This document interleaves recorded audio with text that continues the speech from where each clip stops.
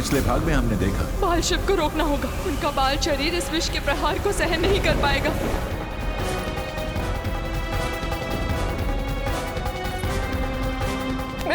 आप आगे क्यों नहीं खोल रहे? आगे खोल शिव। माँ, मैंने आपका आदेश पूरा किया। आपका विश्वास जीत गया माँ। अब आगे।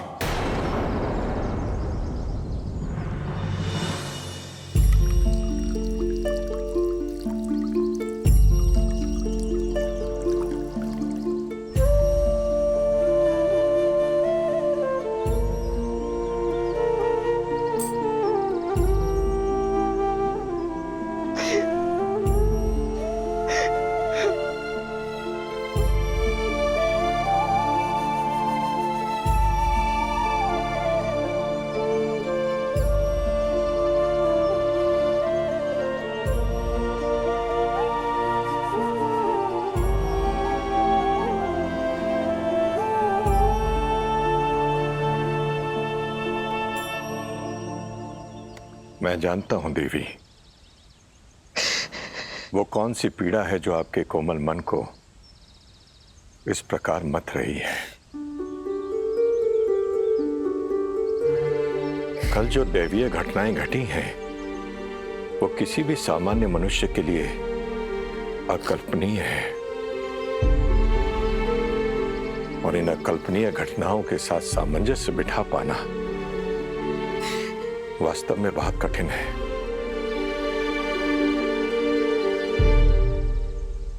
उस घटना का कारण मैं हूं ऋषिवर। अब बोध हो रहा है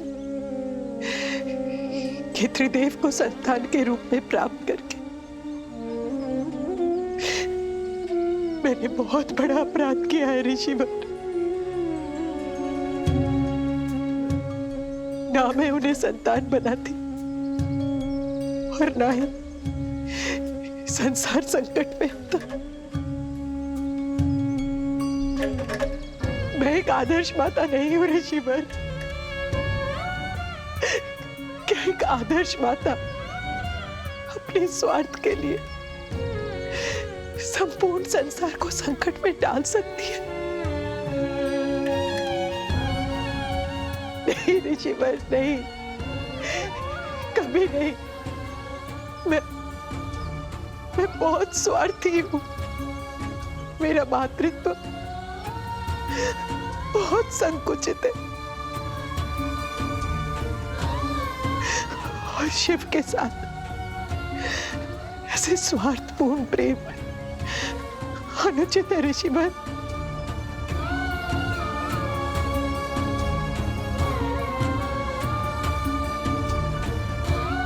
देवी, यदि आपका प्रेम स्वार्थी होता या आपका मातृत्व संकुचित होता, तो क्या ये महान त्रिदेव इस प्रकार से आपका आंचल पकड़ आपके पीछे पीछे चल रहे होते? या देवों के देव महादेव संपूर्ण रूप से केवल आपके बताए हुए मार्ग का अनुशीलन कर रहे होते? एक सामान्य ऋषि पत्नी कैसे अपने धर्म का त्रुटिहीन निर्वहन कर पाएगी ऋषिवर? क्या यह अपराध बोध इस सामान्य स्त्री को? माँ,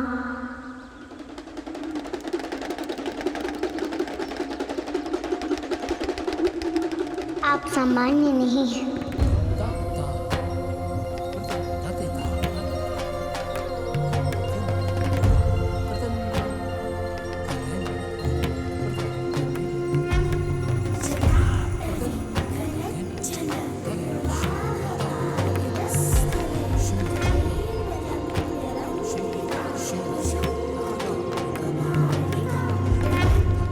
यदि आप सामान्य होती तो अपने पुत्र को संसार की रक्षा हेतु 7 लोगों के पार भेजने का साहस कभी नहीं करती,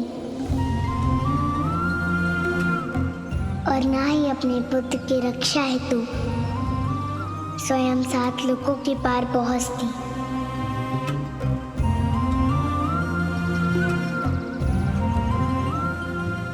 आप अपने सामान्य पुत्र को सदा अपने साथ रखिएगा माँ।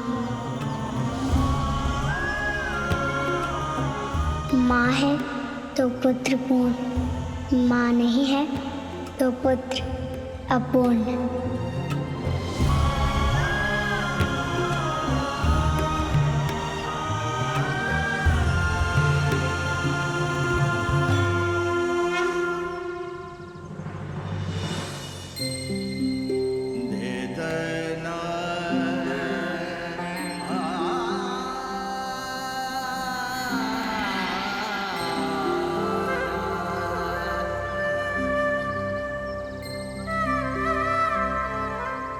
मैं तुम लोगों को कभी अलग नहीं होने दूंगी मुझसे, कभी नहीं।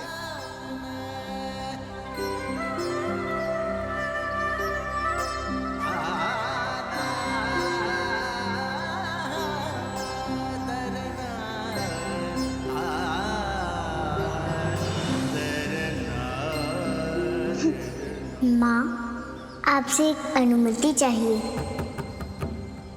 कहो। मैं नई पड़ोसी मित्र को धन्यवाद कहने उनके घर जाना चाहता हूँ माँ। जाऊँ? आज्ञा है? नहीं बांधूंगी मैं शिव, अब तुझे किसी भी बंधन में। मुक्त हो, स्वतंत्र हो। जाऊँ माँ?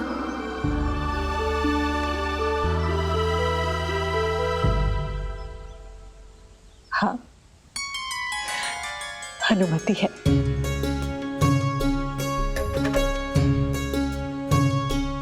परंतु शीघ्र आ जाना। हाँ माँ, शीघ्र लौट आऊंगा।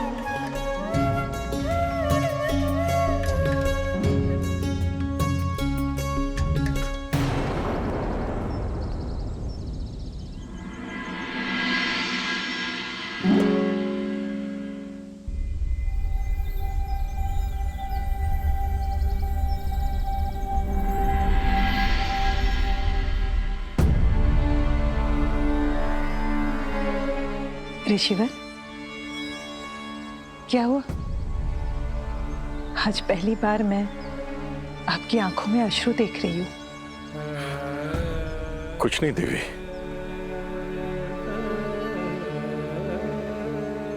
बस कल की घटनाओं से मुझे महान त्रिदेवों के और विशेषकर अजन्मे महादेव के जन्म का भेद समझ में आ गया है। कैसा भेद ऋषिवर? सामान्य मनुष्यों की पवित्र शक्तियों को जागृत करने आए हैं महादेव।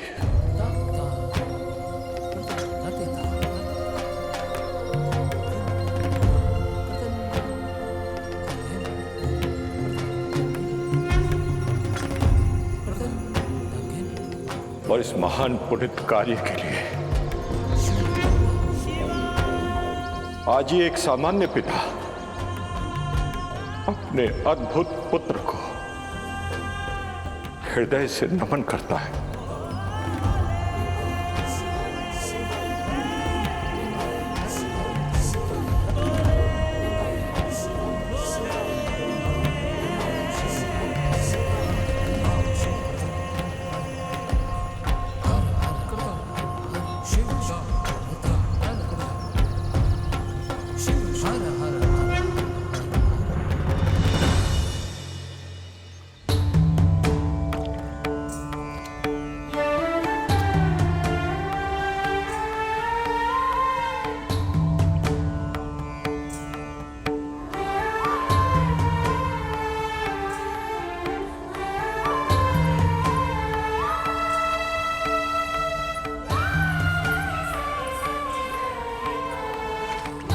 उमा, ये इतनी सारी मिट्टी क्यों गूंद रही हो?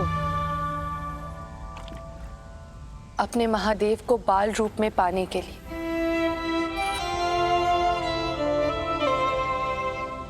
वैसे तो मैंने उन्हें कई बार पाया है, जन्म जन्मांतर तक उन्हें पाती आई हूं। परंतु इस बार उनके बाल रूप को पाना चाहती हूँ। इसलिए अब मैं उनके बाल रूप की पूजा अर्चना और ध्यान करूंगी। मैं ये रहस्य समझ गई हूं मां कि मेरे महादेव को क्रोध, अपमान और अहंकार से नहीं, प्रेम, भक्ति और समर्पण से पाया जा सकता है।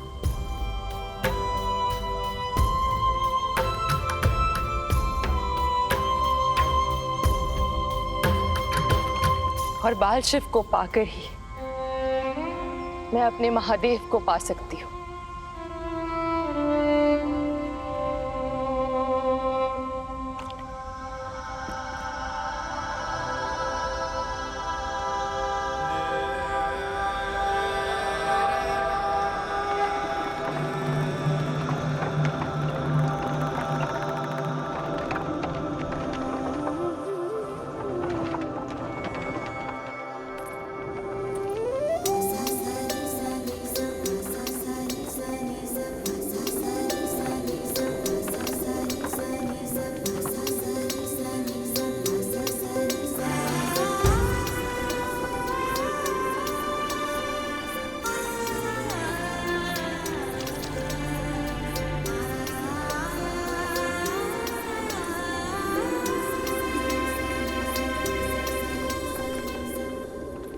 ये आप क्या कर रहे हैं महादेव?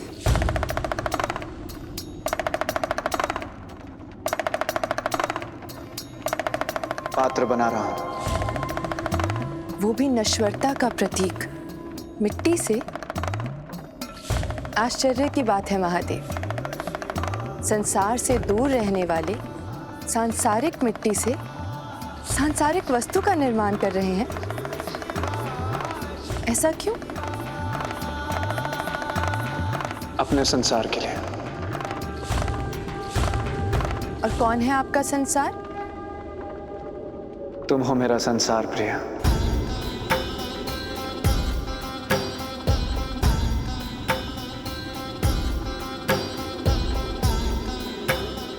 यदि ऐसा है तो फिर इस सांसारिक मिट्टी की क्या आवश्यकता?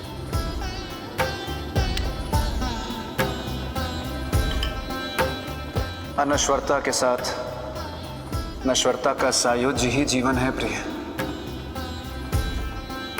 समझ गई महादेव। अब विवाह हुआ है तो संसार भी तो मिलकर ही बसाना है।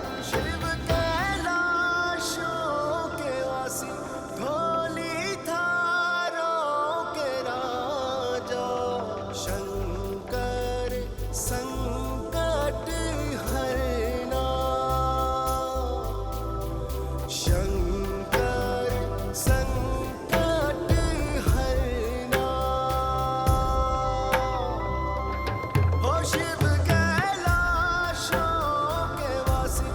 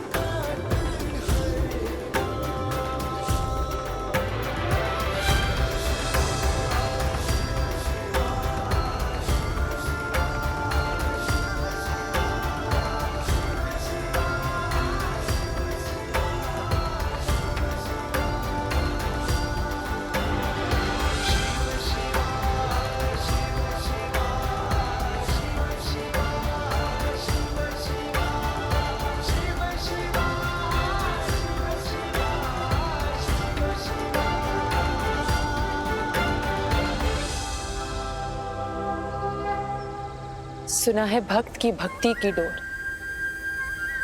भगवान को भक्त की ओर खींच लाती है। मुझे विश्वास है कि आप अवश्य मेरी ओर खींचे चले आएंगे।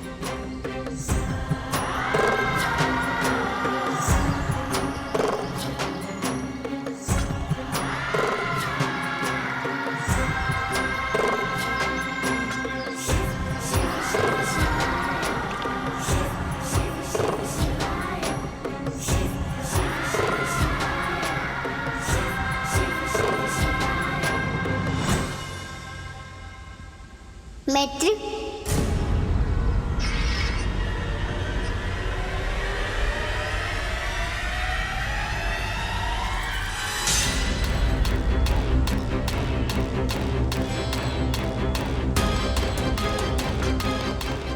मुझे मित्र को रोकना होगा जब तक कि ये प्रतिमा पूर्ण नहीं हो जाती।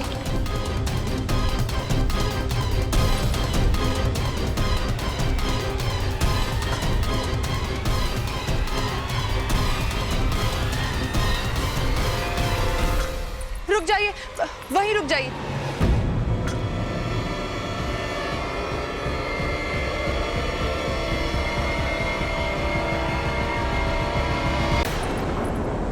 क्यों मित्र? आपको सामान्य शिष्टाचार का बोध भी नहीं है? किस शिष्टाचार का उल्लंघन किया मैंने? बिना मेरी अनुमति के मेरे भवन में आने के शिष्टाचार का।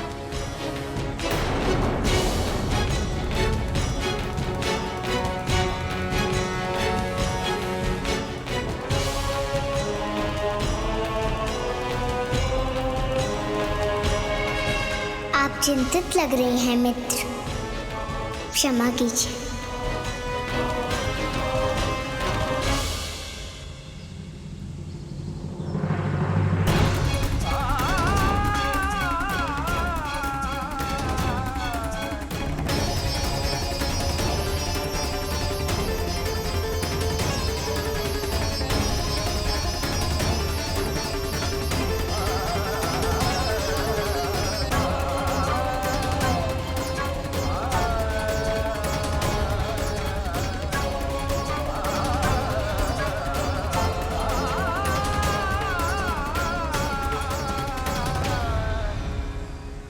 मेरे इस अशिष्ट व्यवहार के लिए मुझे क्षमा कर दीजिए महादेव। मैं आपकी अधूरी मूर्ति आपको नहीं दिखा सकती। इस अधूरी मूर्ति को देखने के उपरांत आपके मन में पुनः कई प्रश्न जन्म लेंगे जिनका संतोषजनक उत्तर मैं आपको नहीं दे सकूंगी। इसीलिए मुझे ऐसा करना पड़ा।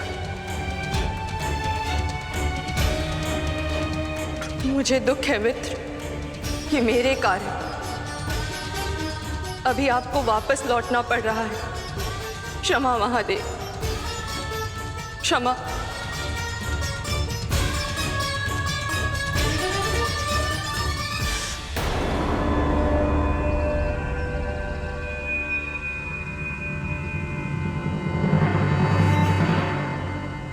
ये मैंने क्या कर दिया?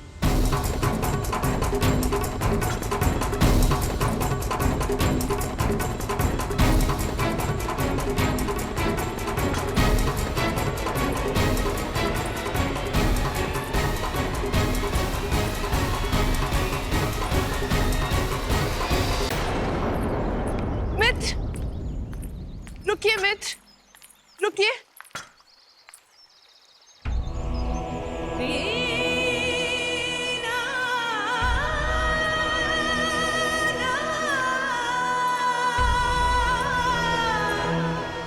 मुझे क्षमा कर दीजिए।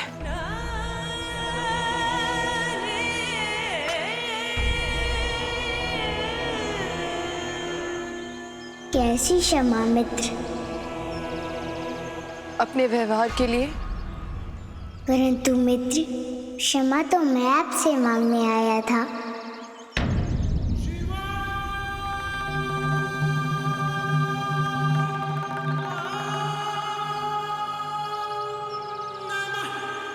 क्यों मित्र? आप क्यों क्षमा मांग रहे हैं? आपने क्या किया? मित्र, मुझे क्षमा कर दीजिए।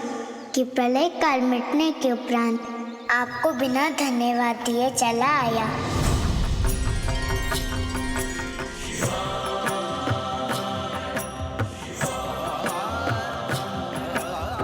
क्षमा मांग के मुझे लज्जित मत कीजिए। उस प्रलय काल में आपको अपने इस मित्र का स्मरण था, जिसके कारण आज मैं अस्तित्व में हूँ।